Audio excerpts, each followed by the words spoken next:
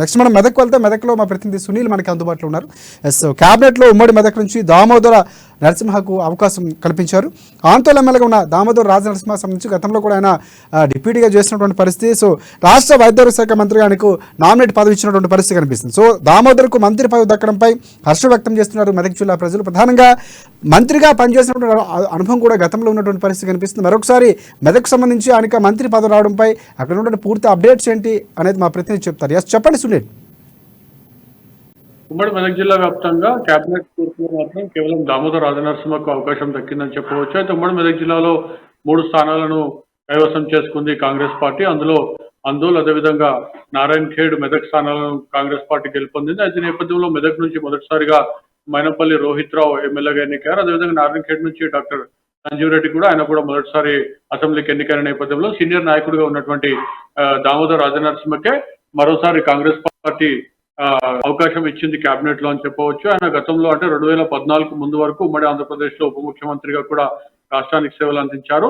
ఈ నేపథ్యంలో ఉన్నత విద్యాశాఖ మంత్రిగా కూడా ఆయన పనిచేసినటువంటి పరిస్థితి ఉంది. అయితే రాజశేఖర రెడ్డి కేబినెట్, మాజీ ముఖ్యమంత్రి ఆ కేబినెట్ లో 2004లో కూడా ఆయన విద్యాశాఖ మంత్రిగా పనిచేస్తారు. అనంతరం మార్కెటింగ్ శాఖ మంత్రిగా పనిచేస్తారు.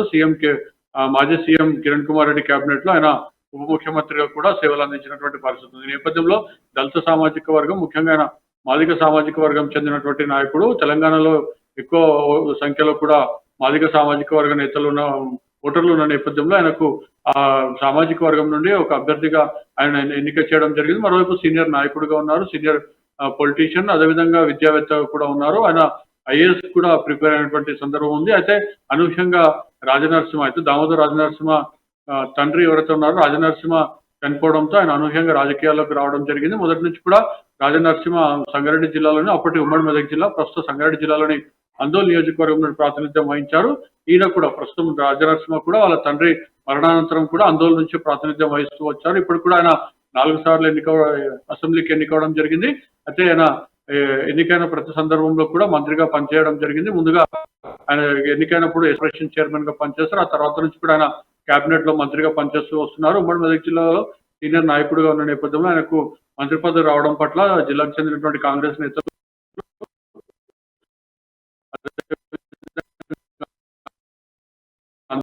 నియోజకవర్గంలో శ్రేణుల సంబరం